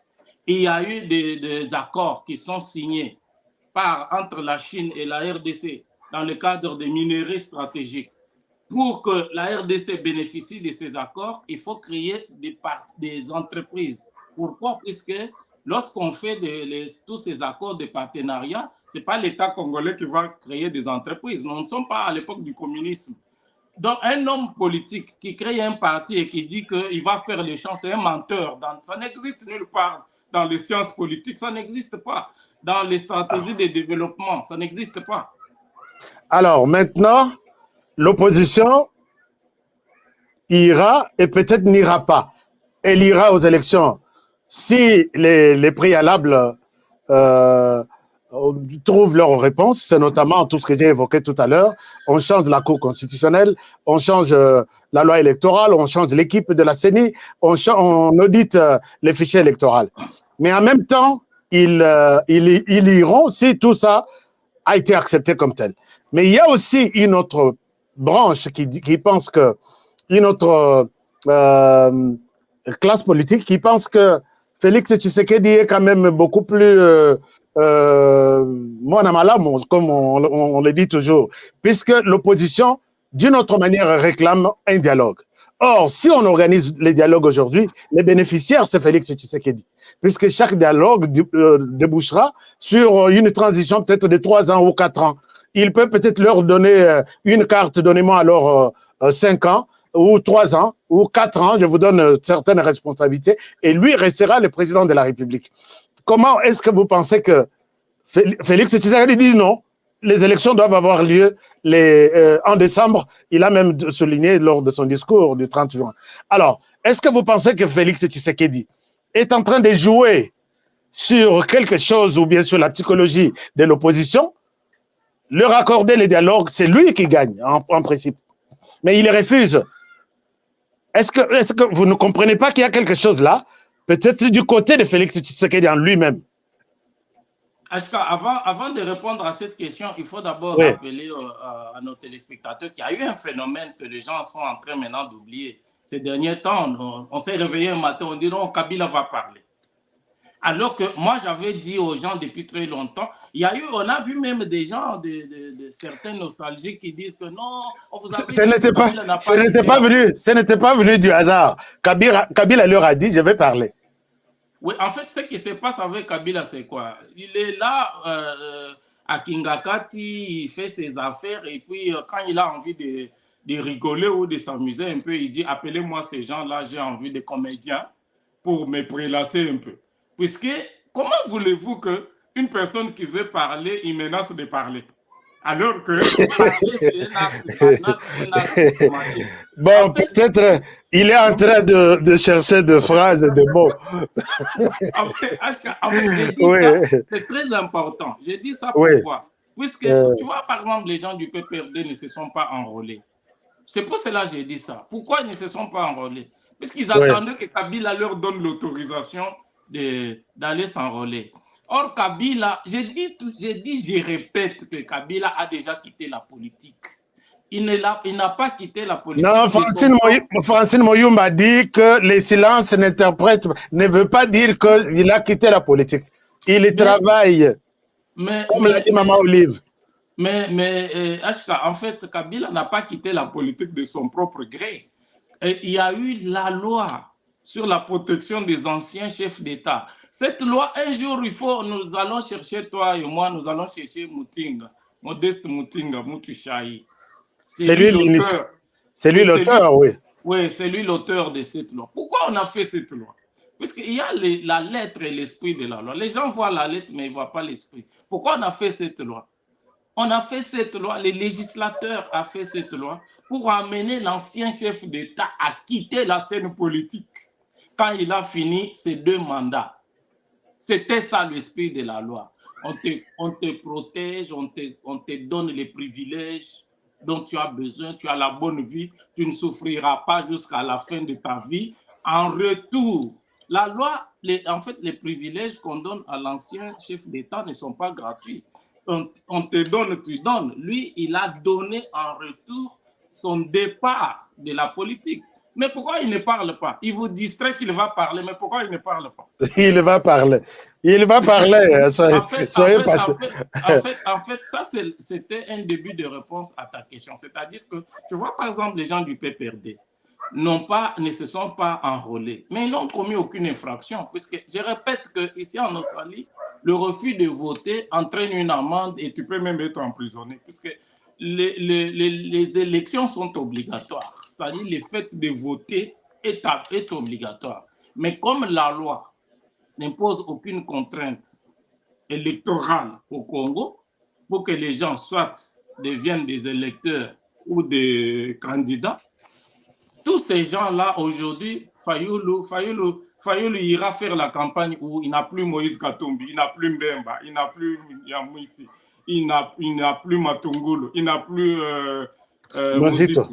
Il ira faire la campagne où son parti est où? Toi, tu as déjà vu le parti de Fayoulou où? Donc, Fayoulou, comprenant ça, il s'est dit qu'il fait profil bas. Il manipule l'opinion en disant non, il impose des conditions irréalisables. Donc, tous ces gens-là, Matata veut devenir...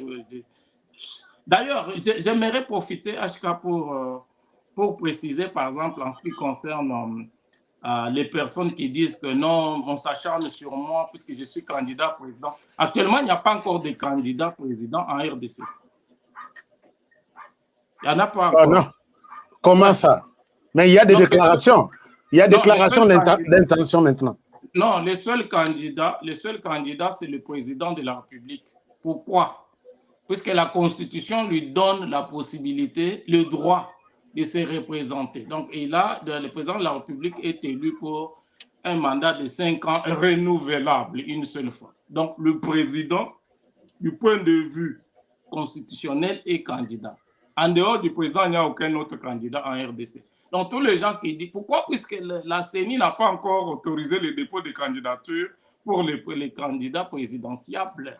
On vient de l'autoriser pour les candidats députés. Donc, pour l'instant, il n'y a aucun candidat. Qu'il soit agriculteur, qu'il soit commerçant, tout le monde peut se déclarer candidat et ça ne peut pas bouger la situation politique. Ça t'engage que toi-même, puisque tu n'es pas candidat du point de vue de la loi, puisque pour devenir candidat, il faut d'abord que la CENI appelle, convoque les dépôts de candidatures, que les candidatures soient déposées, qu'elles soient validées de manière provisoire par la CENI, confirmé par la Cour constitutionnelle, là, tu deviens candidat. Pour le moment, même un Australien peut dire qu'il est candidat au Congo, puisque personne ne l'empêche de dire ça. Tu comprends? Donc, c'est pour dire que les personnes qui... Puisque une république fonctionne sur base des lois, sur base de la Constitution. Ouais, c'est... Merci beaucoup Eric Mwamba, très important, tous les détails.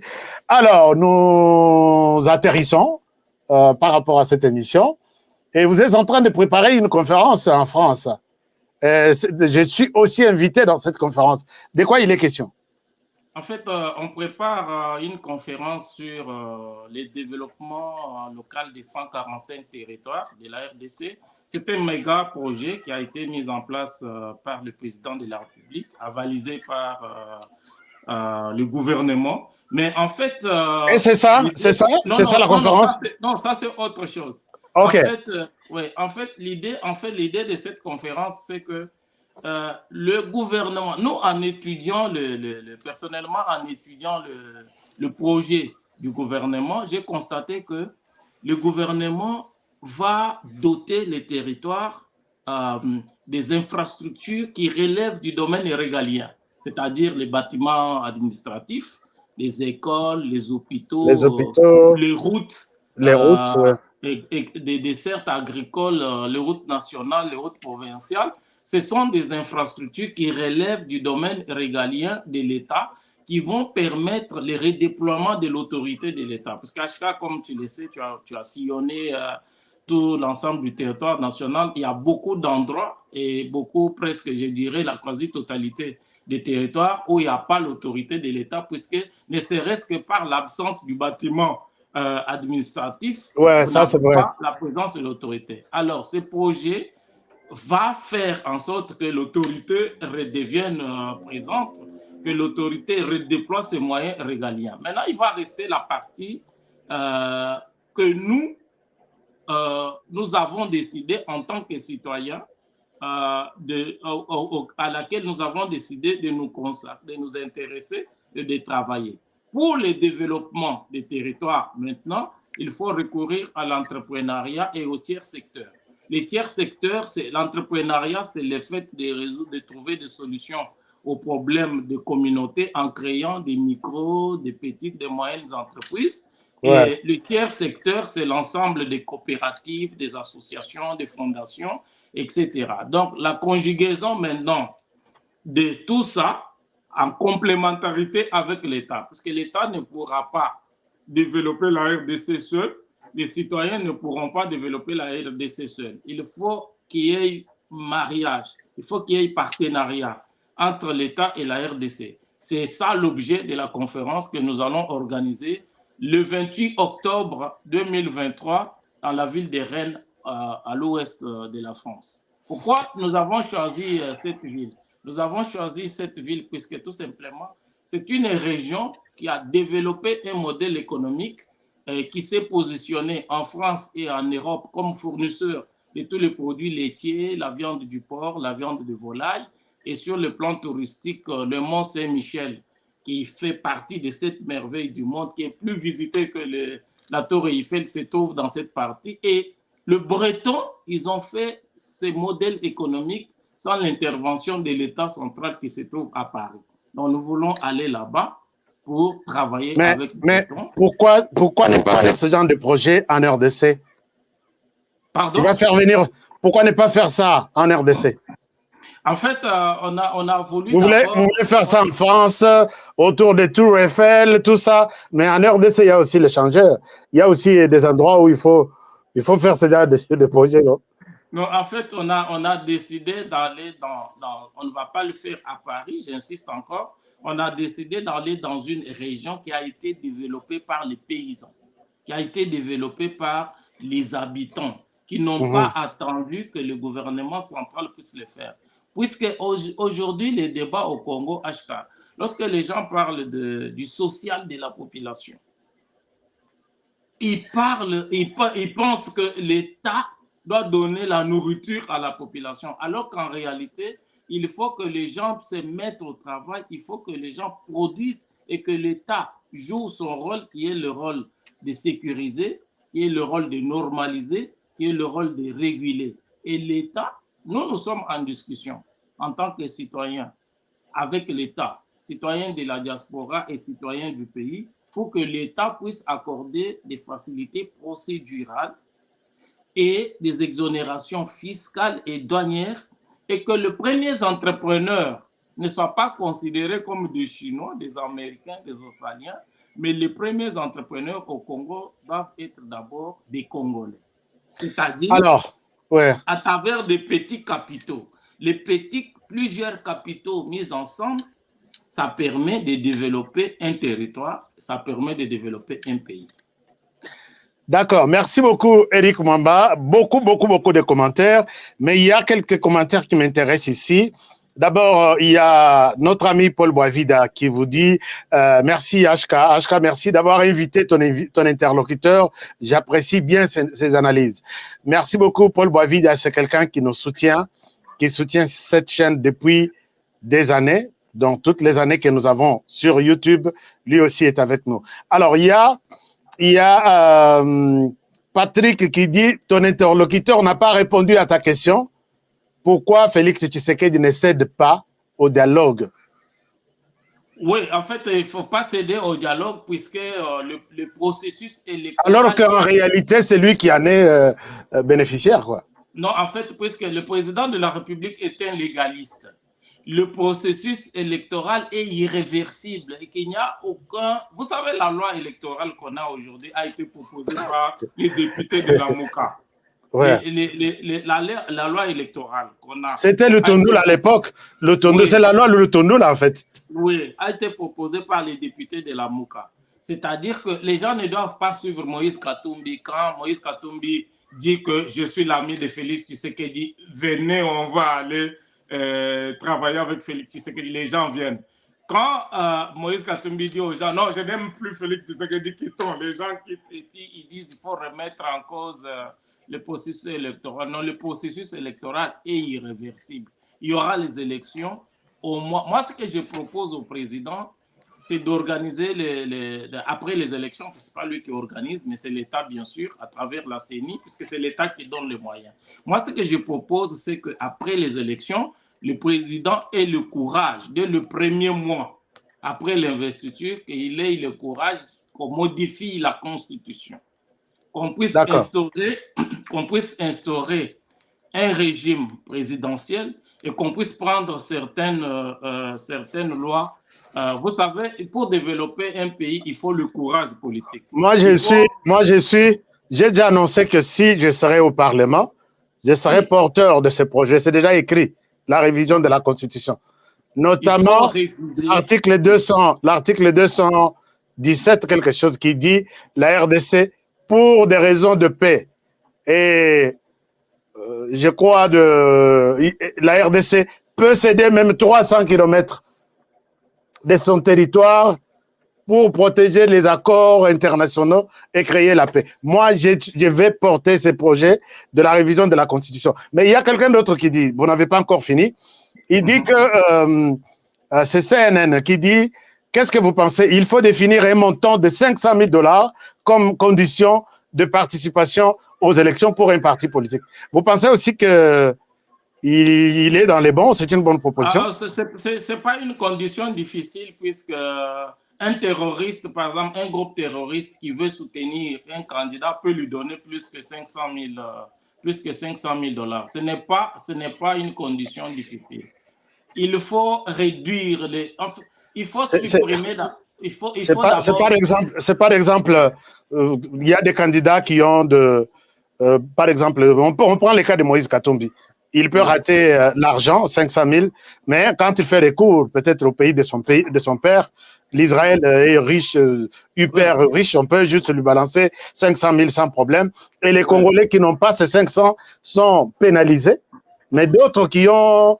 Et la loi Tchani même a été abandonnée. Ce que je proposerais comme condition pour devenir candidat, peut-être c'est d'avoir... il faut fixer les seuils d'une personne qui a créé une entreprise, qui a employé, fixer un seuil des personnes qui sont employées, les taxes, les impôts payés, évaluer à quel volume cette personne participe à l'amélioration du produit intérieur brut, du PIB. C'est cette personne-là, ces genres de conditions, les conditions à caractère économique. Ce sont ces personnes-là qui peuvent être autorisées à se présenter comme candidats et les listes, les candidatures doivent être validées par la caution citoyenne. On veut dire, par exemple, comme en France, que pour que votre candidature soit validée, il faut récolter les signatures.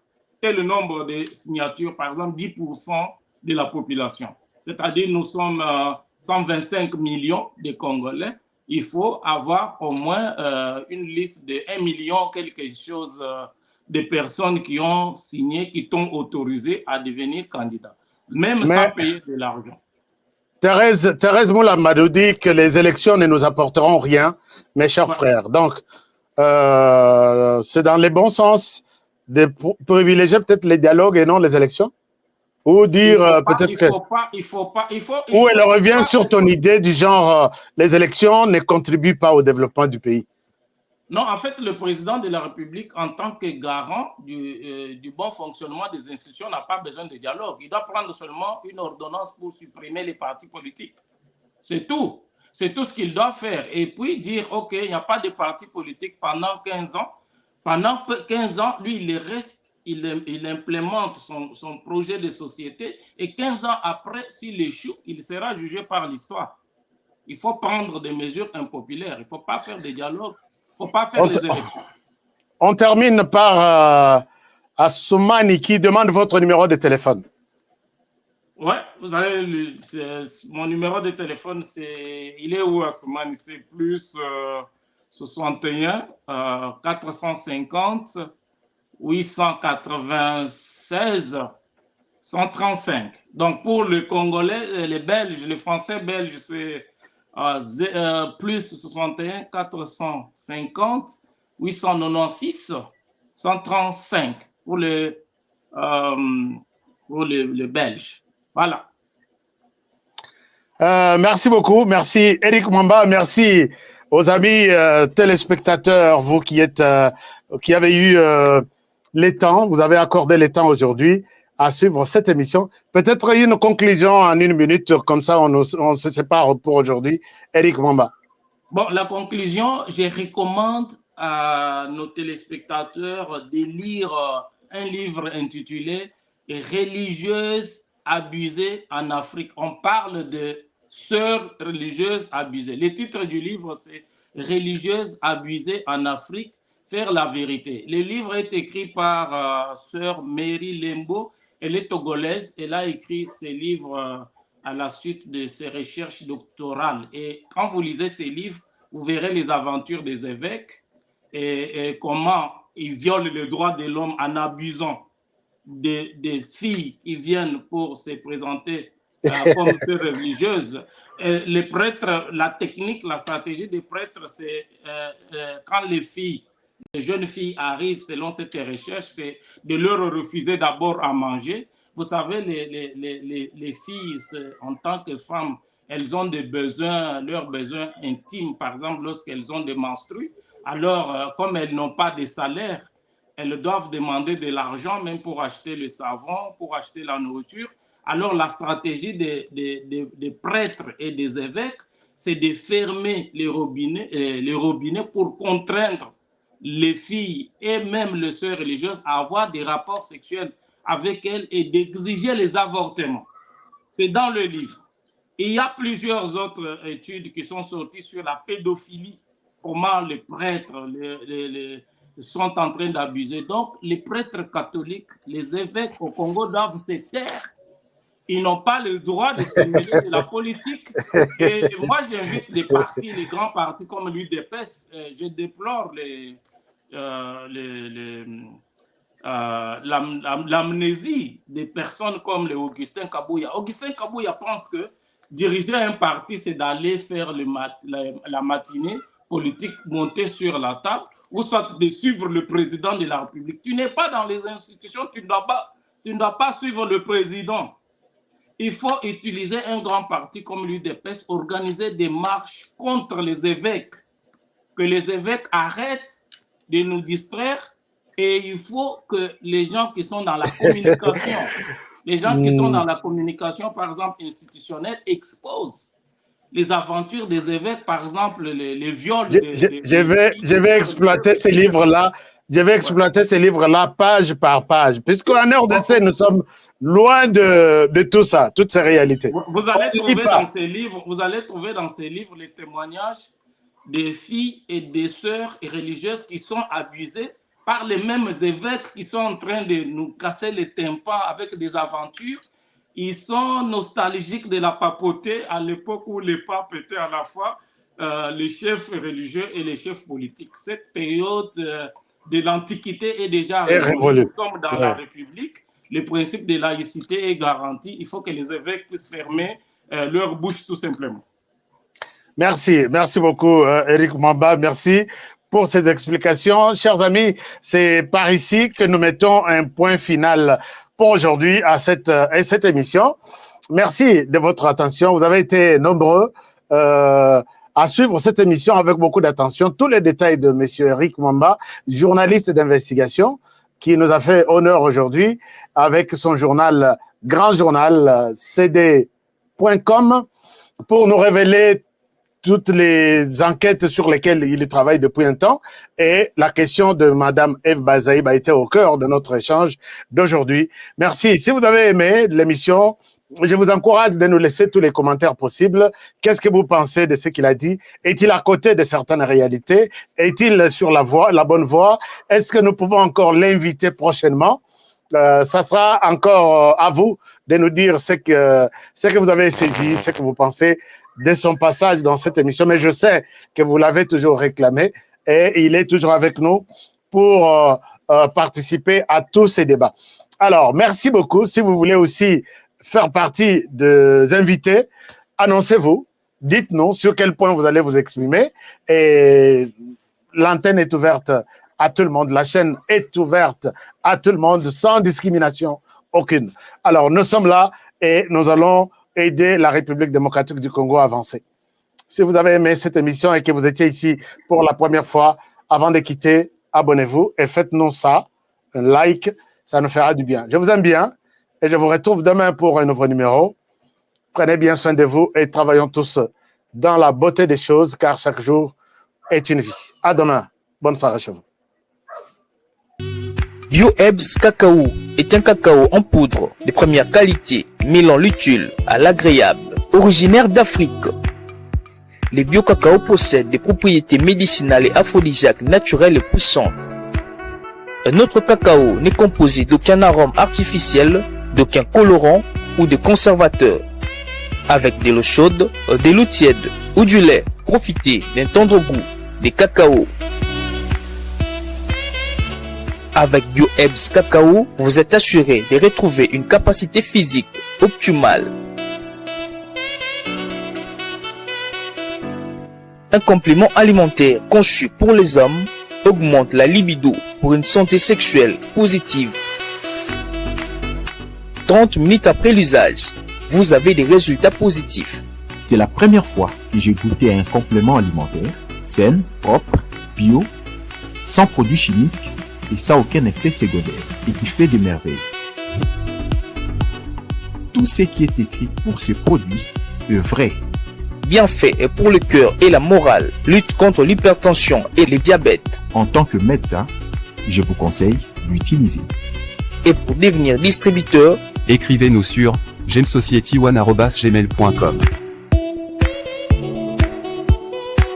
Nous sommes en Europe, aux États-Unis, au Canada.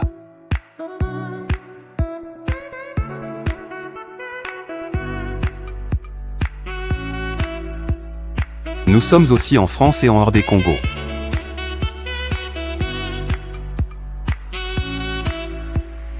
Tango nazalaka na poto nazalaka na souci ya kotonga ndako na Congo po mokolo na kozonga to mpe soki na kei vacances nazanga esika ya kopema te na Congo mboka na ngai. On est mieux que chez soi. Na tindi bambongo na ngai epai ya oncle Chimfundu leki ya mama na ngai.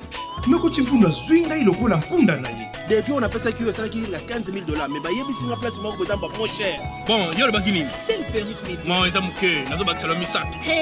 Moi je suis tonton Chimfundu, papa Chimfundu, oncle Chimfundu. Yo le bakini. Muke, eza muke. Na obeto mata. Nazongi kisasa. Ndako emonana te. Ata terrain ya pamba na mona te. Noko Chimfundu ameli ngai ngo. Alors tango kanda e matinga ipene na kangisa Noko Chimfundu.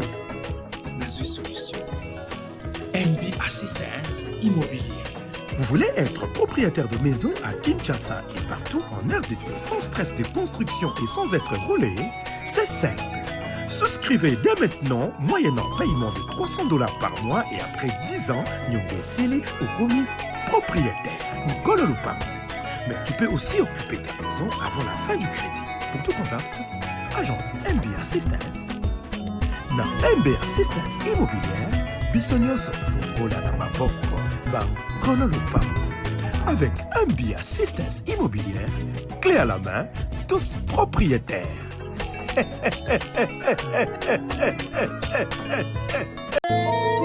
Bayweaver RDC. Ça y est, Bayweaver est en RDC. Congolaises et Congolaises, voici désormais votre partenaire industriel qui vous apporte des projets dans l'énergie solaire renouvelable pour la protection et la préservation de l'environnement via une plateforme d'investissement en ligne à travers votre téléphone portable sur l'étendue de la RDC. Pour vous qui avez besoin de réduire votre dépendance financière, Bayweaver est votre partenaire fiable qui organise des campagnes de financement participatif à travers une plateforme dédiée pour participer activement au projet des parcs éoliens en RDC. Créez votre compte et placez votre épargne dans nos projets. Faites un dépôt sur l'application Bayweaver pour obtenir un gain allant jusqu'à 10% des taux d'intérêt par jour. Le gain de revenu est quotidien. Le retrait aussi simple, rapide et facile. À la date de l'échéance, votre montant investi vous sera restitué selon la durée choisie. La plateforme d'énergie nouvelle leader mondial de Bayweaver s'engage à améliorer les développements économiques et énergétiques en RDC. Pour plus d'informations sur les modalités d'investissement, veuillez nous contacter au plus 243 89 73 800 07. Bayweaver, Think Energy.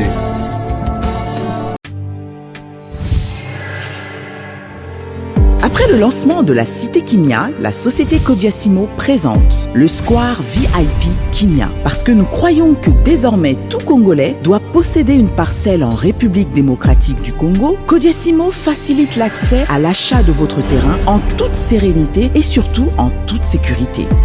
Dans le Square VIP Kimia, à partir de 5 000 $, financez votre terrain, puis sa clôture, et notre équipe s'occupe de sa mise en valeur ainsi que de toutes les démarches administratives jusqu'à l'obtention de votre titre de propriété.